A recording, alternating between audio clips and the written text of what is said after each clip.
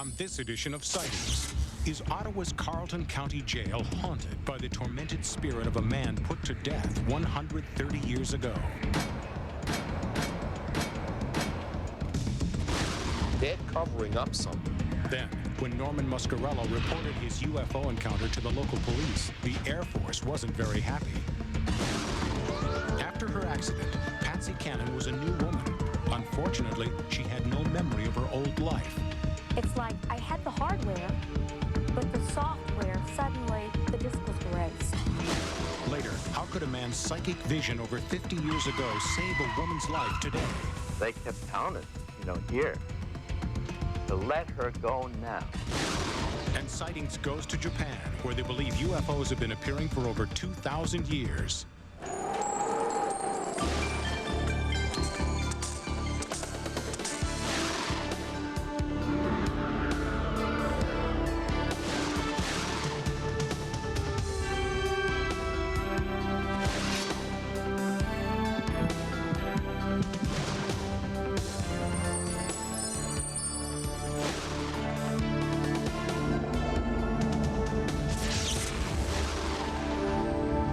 Sightings. I'm Tim White. It's a feeling we've all shared. You walk into a dark basement or an old house or an unfamiliar part of the forest and you think, this place gives me the creeps. Well, ghost investigators have a more sophisticated term for the creeps. They call it place memory, the belief that certain locations of great anguish and torment retain energy from the past that comes back to haunt us in the present.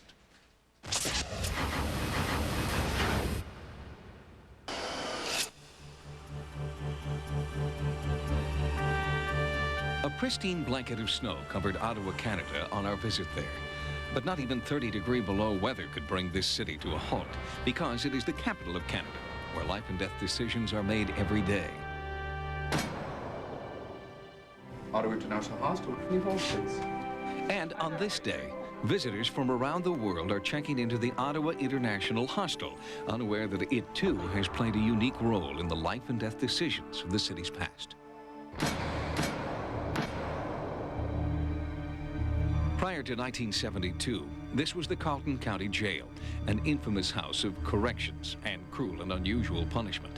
Peter Mackey is the supervisor of operations for the hostel. The accommodation we offer is within the original cells, with the original bars, the original brickwork. It's a unique environment. In fact, we do get some people come here purely to say, I've spent time in jail. It's something to write home about. As far as I know, there's no other hostel like it anywhere in the world. In fact, the hostel has many letters on file written by guests who experienced visions of tortured inmates and heard painful, ghostly screams. What you're about to see now is the Gallows area. According to Steve Chris, a criminology student and the hostel's unofficial historian, the Carleton County Jail was a terribly inhumane institution. This institution was particularly brutal. The cells were small. There were only 3x9 cells, freezing in the winter and too hot in the summer. There wasn't any running water. There wasn't any electricity. So if you were a prisoner housed in one of the cells in the wintertime, there's a really good chance that you froze to death or got frostbite. 2 years in this institution could mean your life. Steve is working on a comprehensive history of the jail, but his efforts have been hampered by a government that would rather forget this scar on its corrections history. So Steve emailed Sightings in search of a different kind of historical perspective, the psychic perspective of Peter James. Hi, how are you? Fine. Steve, Chris. Hi, nice to meet you. Nice to meet you.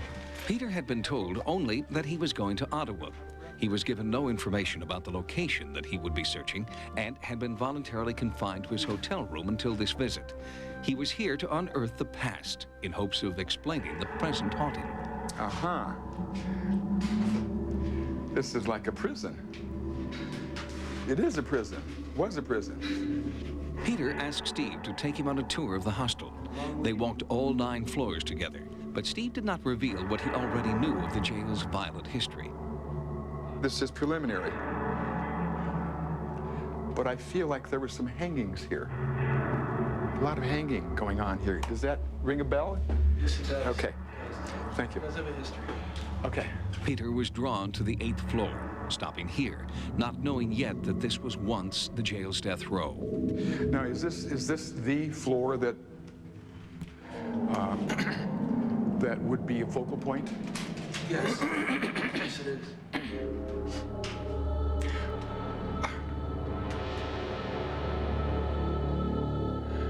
Yes or no to this question. Does the name Patrick mean anything? Absolutely. Patrick? Yes, it does. Patrick with a like with a W, with a like a wheel. And it's right in this area is where I feel it. Records indicate that the jail's death row was the last home for an Irish immigrant named Patrick James Whelan. In 1868, Whelan was accused in the political assassination plot against Thomas D'Arcy McGee, a popular figure in the Canadian Parliament. His death shocked the public, and their outcry for swift justice led to Whelan's conviction on a weak prosecution case. Patrick James Whelan's death was the last public hanging in Canada's history. Peter felt compelled to go outside to a spot directly below the gallows where Patrick Whelan was hanged 130 years ago. People watched with glee, seemingly. At that time, public hangings were reasonably common across the world. That was the way justice was done. And the doors were opened onto the outside world, and about 5,000 people turned up to see him die. Next, Peter wanted to go to the parking lot on the other side of the building. Keep in mind that Peter had not yet been told about the hanging of Patrick James Whelan, or that the notorious prisoner even existed at all. Patrick had something to do with this area as well. It was Patrick Whelan's wish that his body be buried in Montreal next to the grave of his best friend. And the then Prime Minister of the time had promised him that this wish would be granted. In actual fact, his body was buried in the courtyard of the jail in the middle of the night with no ceremony of any sort. So his wishes were not granted. That promise was broken. Just after 11 o'clock, the hostel was quieting down. Time for lights out, and time for Peter to attempt to make contact with the spirits. See, I hear screams, I hear moans and groans, because I get a sense of whippings and, hello? Hello? Who's here? Someone's at that far corner. Look. Patrick! You're in another dimension. Talk to me now. Yes, see, I feel he's talking. He's talking to me now. And he's saying that he didn't like Mickey. Mickey? Who's Mickey? Now, he says, I wasn't even here in November. Now, what does that mean? I have no idea what that means. Through Peter, Patrick seemed to say that although he didn't like McGee, he didn't kill him. And he was not in Ottawa in November when the prosecution contends Whelan purchased the murder weapon. The evidence convicting Whelan for the murder of McGee was very, very circumstantial. It was based on hearsay. No one ever even saw the assassin who killed McGee. Wow. Finally, Peter took the same steps that Patrick Whelan had taken on his trip to the gallows so many years ago. Vibrationally, I don't want to go. I know it's my last walk. It's my last moment of life. I mean, how sad, how tragically sad. Whelan, on the day of his execution, was led to the gallows from his last death row cell. And standing on the gallows, they said, "Any last words, Jim?" And he said, "God save Ireland and God save my soul." With that, they put the white hood over his head and the noose around his neck, and they hung him.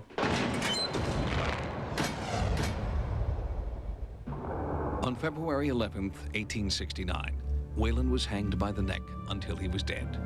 Whether it was because he was an innocent man falsely accused, or because of the broken promise about his final resting place, Peter James is certain that this is one spirit who does not rest in peace.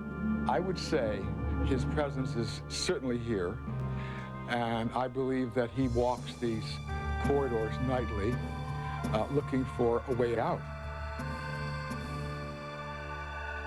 Hosteling is a great way to explore the world on a budget, and the staff at the Ottawa hostel hope that the faint of heart will not be discouraged from visiting their historic facility. The ghosts, they tell us, respect the do not disturb sign that comes with every room. Next, rewiring the brain. Later, a new analysis of the alien autopsy film. And the future as seen by Native Americans.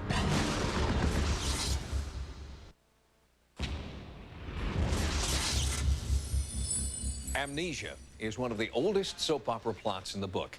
Inevitably, the confused heroine comes out of her accident-induced fog through the love and dedication of the hero. In real life, amnesia is a crippling condition that rewires the brain with frightening long-term consequences. Because sometimes, as Carla Wohl discovered in her investigation, the amnesiac never comes back.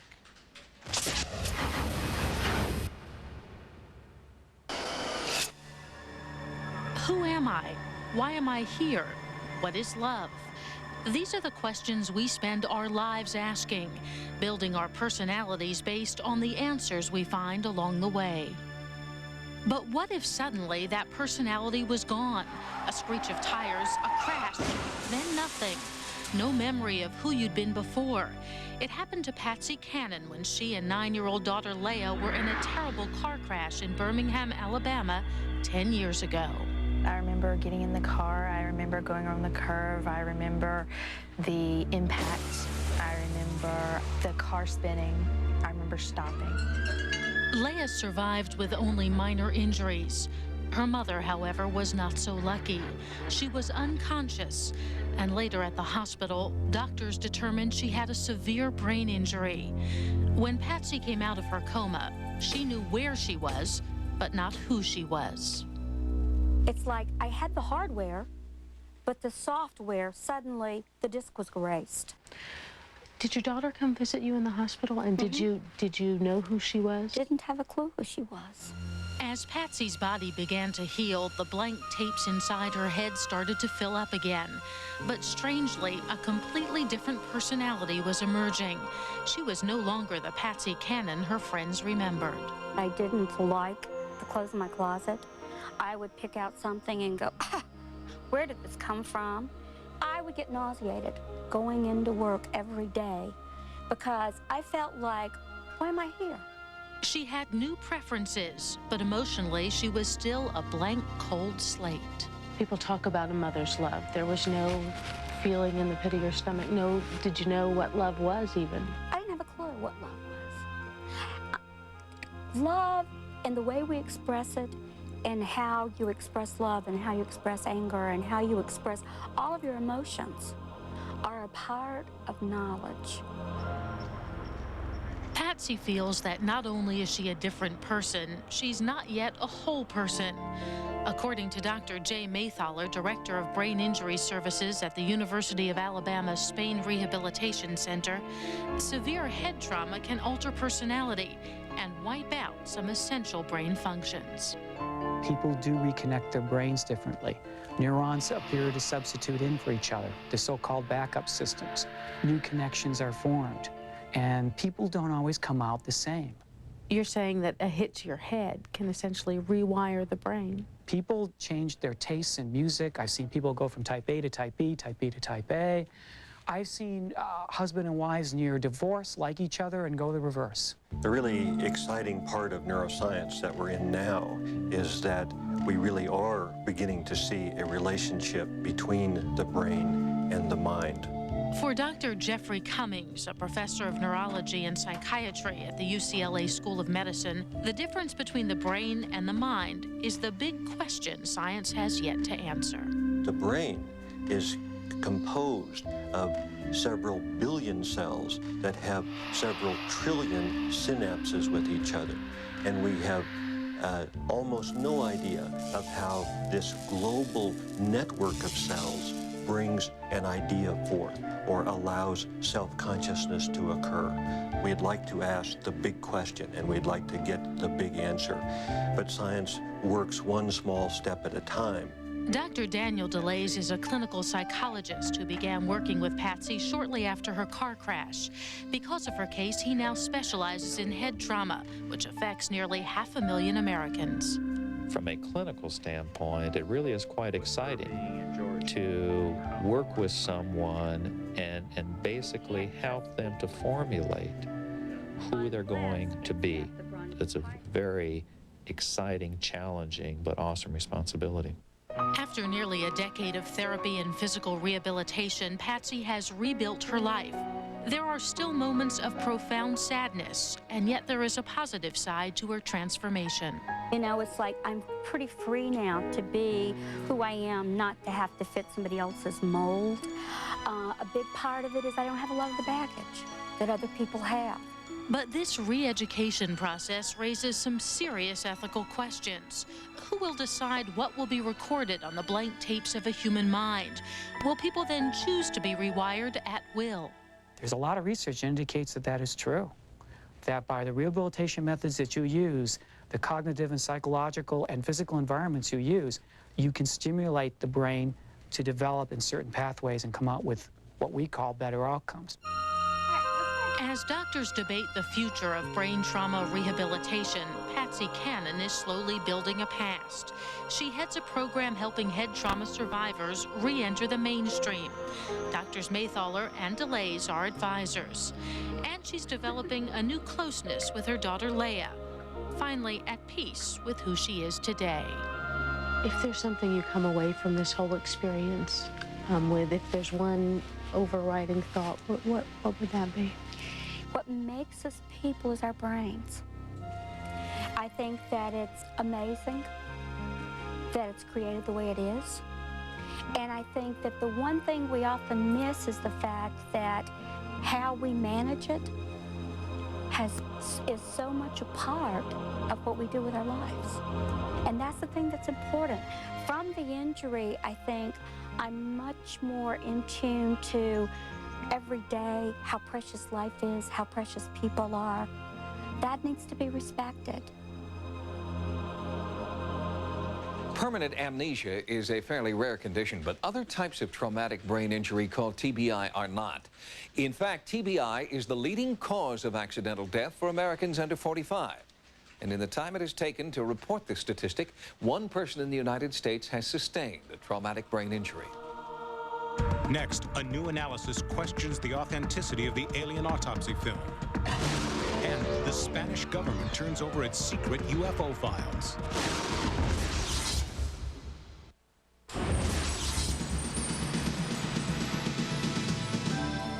Here are some of the stories Sightings is following in the news. The Roswell autopsy film continues to generate unprecedented worldwide debate. Now, an expert in antique camera and film technique has come forward with his controversial analysis. In Seattle, Washington, a mutual UFO network researcher has broken ranks, challenging the authenticity of the Roswell autopsy film. Clive Tobin is a veteran film analyst with 30 years' experience. He has examined portions of the controversial autopsy film frame by frame and has discovered an apparent anachronism, visible only under magnification. What's being shown is a positive print made on a piece of equipment that only existed after 1960. Tobin found his evidence on the edge of the Roswell film. It contains markings created with a C printer, a device first in use 13 years after the supposed autopsy took place. This is a video freeze frame here from the alien autopsy broadcast. This bit of film mounted in a slide mount is, by all reports, what they consider to be actual original film. However, if you see this characteristic footprint here along the edge, that is from a C printer. C printer was first made around 1960, so this film print, and it is a print, could not have been produced really in 1947. However, other researchers point to edge markings on the film that are consistent with vintage 1947 film. But Tobin does not believe this is an accurate method of dating. The edge printing could have come from some genuinely old film from 1947, where they just copied the edge printing and the edge date code onto this particular strip of film. Tobin feels that only a complete examination of the entire original film by a blue ribbon panel will put the controversy to rest. So far, the film's owners have refused.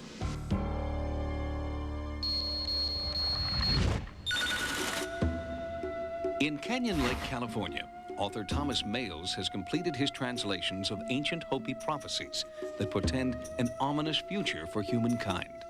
It's the most important message the world is going to hear right now. It tells of terrors to come and terrors the world has earned. In his new book, Haute Villa, Males details the 110 prophecies handed down by Masao, a 12th century Hopi prophet. Masao's accurate predictions so far include the coming of the white man and the onset of both world wars. And according to Males, he also predicted a third world war in this century that will destroy nearly all life on Earth. The basis for Males' belief in a cataclysmic finale to the 20th century is this stone, called the Hopi Life Stone. The symbols on the stone, according to Males' interpretation, describe violent events that have occurred in this century. An additional symbol points to a terrible event in the future. This symbol, Males believes, represents the flag of China. I think it's very probable that the Third and Great War will begin with China. Males believes that there will be a few survivors. Those who heed the stone's warning and embrace the Hopi view of life and nature will be the chosen few. It has to do with attitude and feeling that makes you, say, a natural environmentalist. And as people begin to do these things the world over, the whole attitude of the world will change. Mother Earth herself will quiet down because she'll know that everything is going to be all right.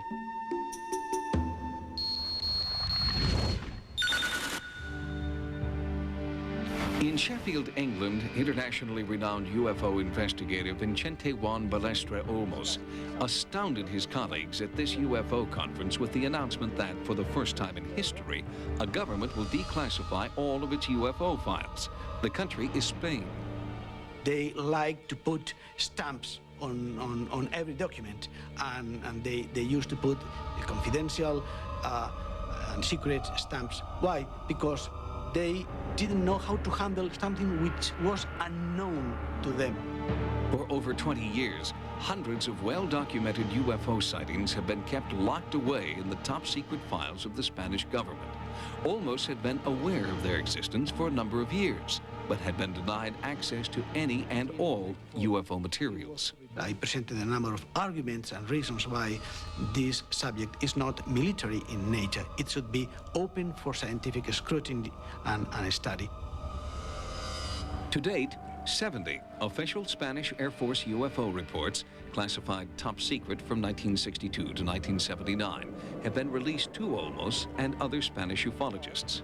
By presenting his triumph at the Sheffield conference, Olmos hopes other ufologists will use his Spanish model to gain access to their own country's UFO documents. The effect will be good for ufologists because we will have access to a wealth of new information.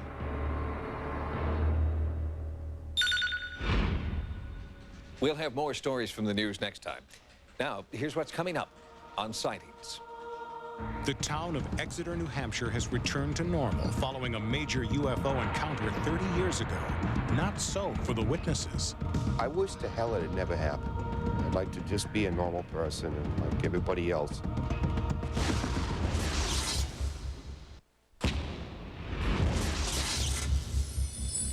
On Capitol Hill, congressional investigations are reserved for matters of great import, issues that will affect the security, prosperity, and the rights of the American people.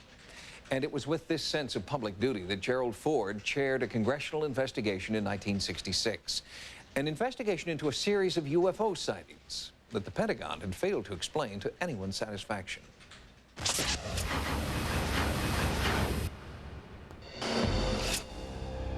We have not been hiding anything. The investigations have been made public. The explanations of those where there is a clear explanation have been made public. The hearing this morning was public for just that reason.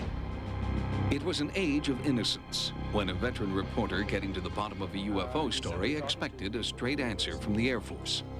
Does this mean that the Air Force really thinks that there are such things as flying saucers? This is cannot be released, no statement until after the United States Air Force has reviewed the investigation. In the 1960s, the American public turned to the federal government and demanded an explanation for the increasing number of UFO sightings. The government offered little or no information, disregarding or at worst discrediting the sightings and the eyewitnesses. In Exeter, New Hampshire in September of 1965, Air Force investigators arrived at the home of Norman Muscarello, and Norman learned that going public about his UFO encounter was a dangerous endeavor. They came in my mother's kitchen, asked where I was. He said, "Where's Norm?" She says, "In the living room."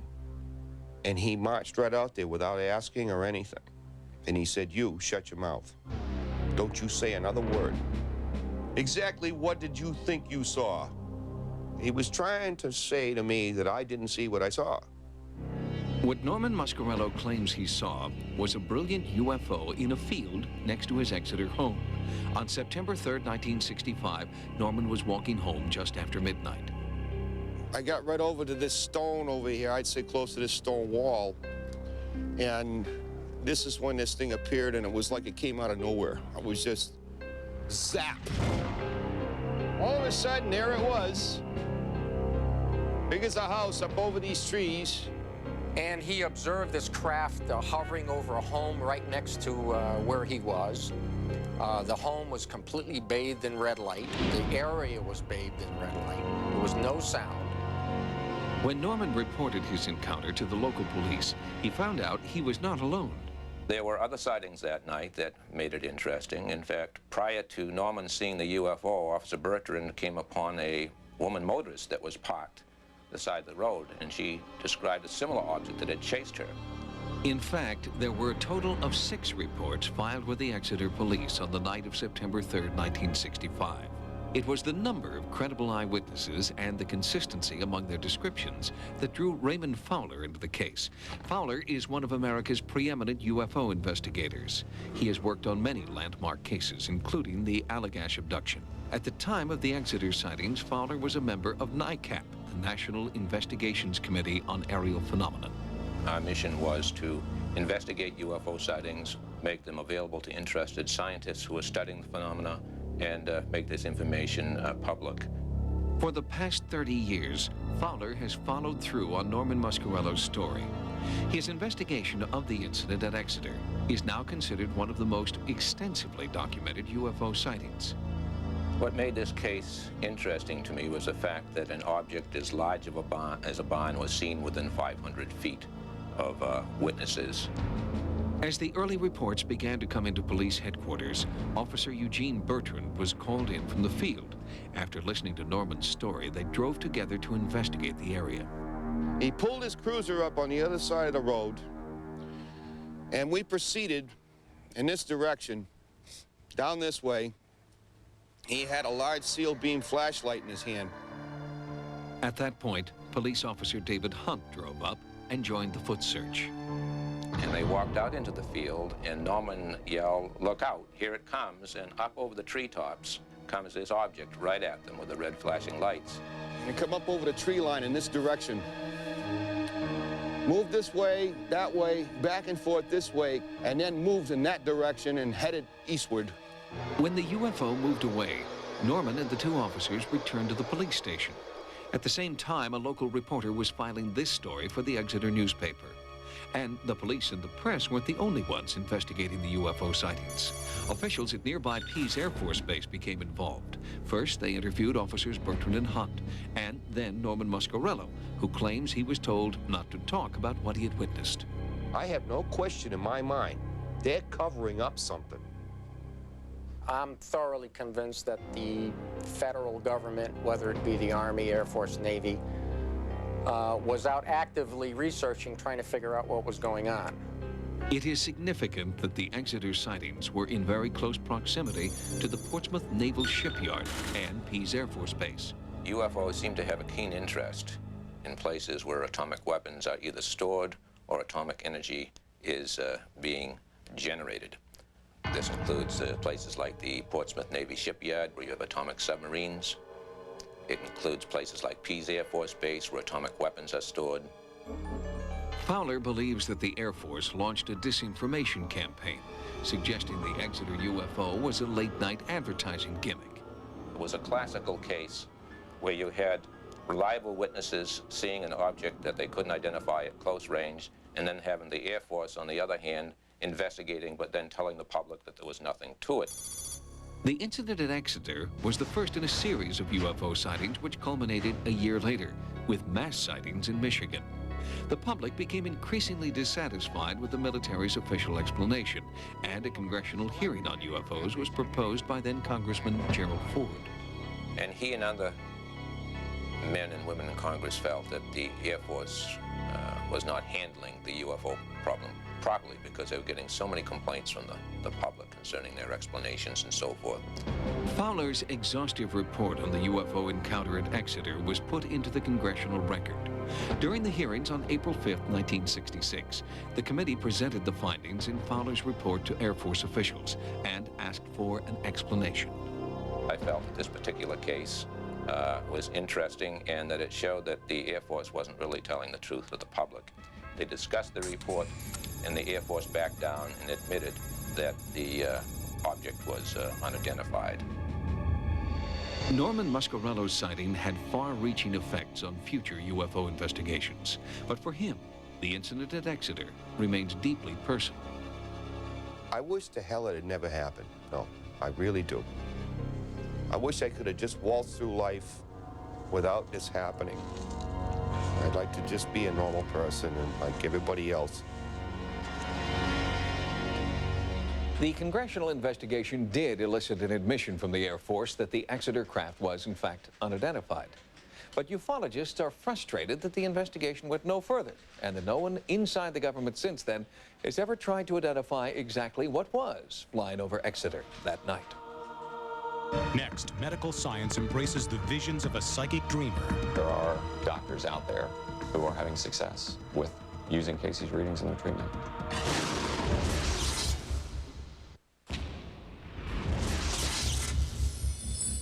His wife had been in a coma for 3 months. Doctors were using words like vegetative state and hopeless. Conventional medical wisdom was bleak. So John Hendricks decided he had to seek healing wisdom from a very unconventional source.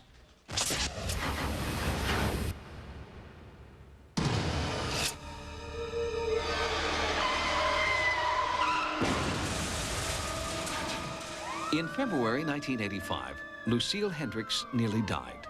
Her skull was crushed. She was in a deep coma. Doctors told Lucille's husband, John, that there was very little they could do. She was in a coma for 80 days. And, they kept telling us, here, that it was hopeless. He said, I don't think she's going to make it. It would be simpler and better to let her go now. But the healing wisdom of this man, Edgar Casey, gave the Hendricks hope. Long before Lucille was even born, Casey would lapse into self-induced trances and divine new methods of healing, including the one that would one day rehabilitate Lucille Hendricks. He was known as the Sleeping Prophet, and his psychic readings made him world famous. Nothing in this lifetime that we could find suggested that he had had any kind of medical training. Dr. Harmon Bro is one of the few people still alive today who worked with Edgar Casey and witnessed the daily trances during which Casey imparted medical diagnoses and treatments. Then he stretched out and began to breathe deeply and regularly, put his hands up over his forehead, and that seemed to be related to some delicate centers in his body. His eyelids would begin to flutter. Then he moved to the more technical questions of prognosis. First, what's going to happen? Where are you? How are your doctors doing with you? How's your medication? And then diagnosis, very carefully and thorough, beginning with the whole bloodstream and all, the content of the blood and the blood pressure and all of that, then the nervous system, then the organ systems, one after another. Extremely thorough. and exciting as hell because of that. And then moving to treatment modalities, which were remarkably rich and balanced. And Casey does a nifty job of correlating both the biology and the anatomy and the physiology of our physical health and this other deeper human stuff that engages our values, our commitments, and our real beings. That's exciting stuff and worthy of serious work in our times. When Lucille emerged from her coma and conventional rehabilitation was proving unsuccessful, John brought his wife to the ARE clinic in Phoenix, Arizona. Here, an unconventional team of healthcare professionals are dedicated to studying and applying the treatments prescribed by Casey during his trances. Edgar Casey was a light to other people throughout the world. Casey said, there are no conditions of the human body that cannot be returned back to normal. And so we're searching for those answers as to how that might be done. Most of the patients who find their way here are people who have been told there is no hope or there's nothing more can be done. Some of the treatments are unique to this facility and Casey's other clinic in Virginia. In addition to these, more mainstream therapies are used for a balanced, holistic approach. The therapies such as counseling, biofeedback, massage, colonics, acuscope treatment, which is kind of like a painless type of acupuncture. We have seen incredible things happen here when people within themselves believe that they can get well. Right from the beginning, they had this positive attitude and they instilled that in me. They anticipated my recovery. That rubbed off on John and me. They just knew it was going to happen and they anticipated it. The Hendricks are convinced that it was Casey's psychic healing wisdom that led Lucille to a recovery her physicians back home have called miraculous. When we see somebody like Lucille recover, like she did, particularly in such a short amount of time, there is so much excitement that runs through the entire clinic that you just can't contain it. Without them, she would have gone to a long-term hospital to be a vegetable the rest of her life. We had no other way to turn. The Association for Research and Enlightenment is cataloging more than 14,000 psychic readings that Edgar Casey gave during his lifetime. And new therapies are being uncovered that may give hope to the seriously ill. A lot of this stuff is just now coming to light. I mean, we're only in the first 60, 70 years of this information. But there are doctors out there who are having success with using Casey's readings in their treatment. According to Edgar Casey's grandson, Thomas, even now, 50 years after Casey's death, the mysterious treatments of the sleeping prophet are waking up the traditional medical establishment. We're in very exciting times with regard to an increased openness toward considering alternative approaches to health and healing. And I think my grandfather's readings will make a contribution in this area. The holistic approach to healing practiced at the ARE clinic in Virginia Beach has had many successes, but it is not yet accepted in the mainstream, evidenced by the fact that most of the clinic's procedures are not covered by standard health insurance. Next, Japan's ancient UFO sightings continue to this day. There were bright lights, red, yellow, and a bright white light.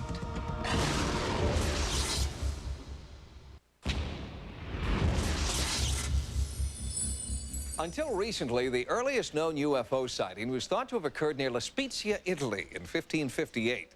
But on a recent trip to Japan, I met with that country's premier ufologist and learned that Japan, too, has a rich history of UFO sightings that are far more ancient, dating back thousands of years. The rise and fall of Japan's great empires has been scrupulously documented, creating for posterity an intimate history unprecedented in its detail. And among those details, there are strange accounts and artifacts of unearthly encounters dating back thousands of years. Konichi Arai has studied UFOs since his days in the Japanese Air Force in the late 1940s. He has collected sculpture from the Dugu period, dating back as early as 1000 BC.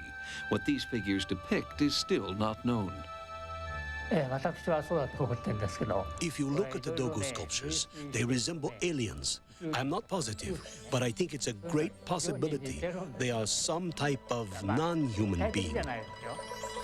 Arai's extensive collection of UFO material is now housed in a library he created and opened to the public in 1979.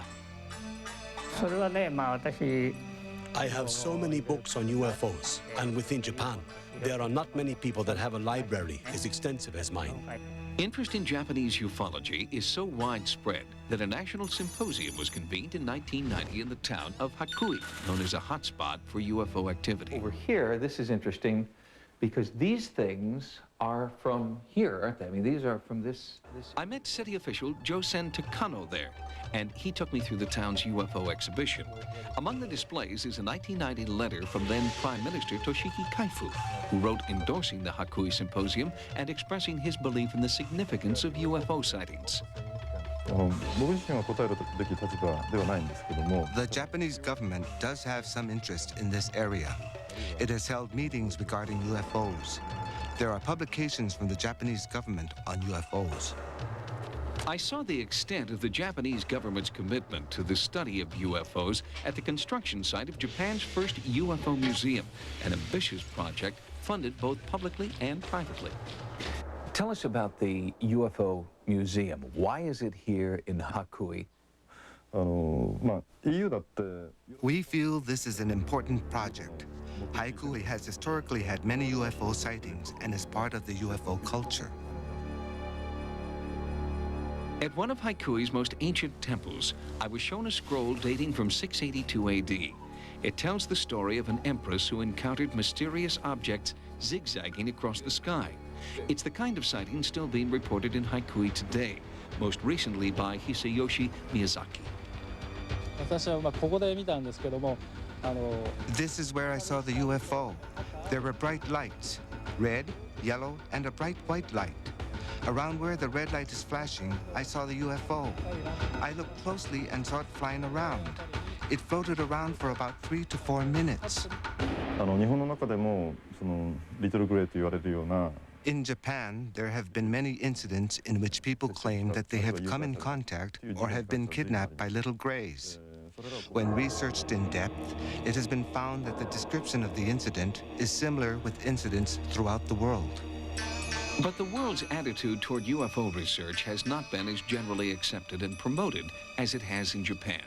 And most ufologists are not afforded the kind of access and respect that Arai is now being given. We now have financial support from the Japanese government. With that support, we are building a UFO museum. We are trying to educate people regarding UFOs so that we could work towards universal peace. The saucer-shaped UFO museum in Hakui, Japan, is now under construction. When it's opened in early 1997, it will house one of the most extensive collections of UFO data and artifacts in the world.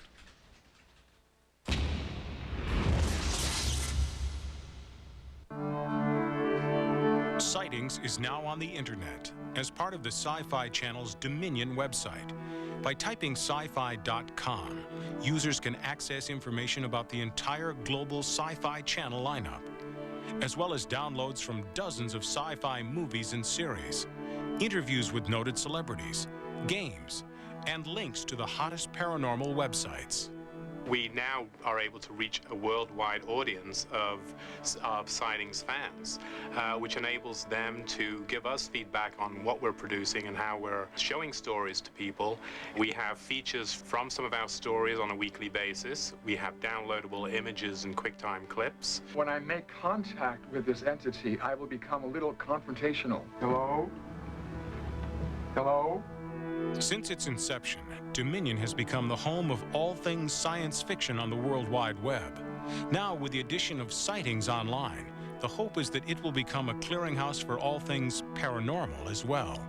Already on the Dominion site, they have access to all the major paranormal links on the internet. We're hoping to reach a worldwide audience and provide state-of-the-art information and news about the paranormal world. If you've had a paranormal experience, contact Sightings on the World Wide Web at sci-fi.com/sightings.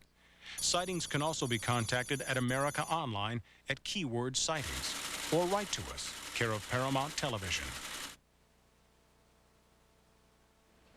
Until next time, remember, no mystery is closed to an open mind.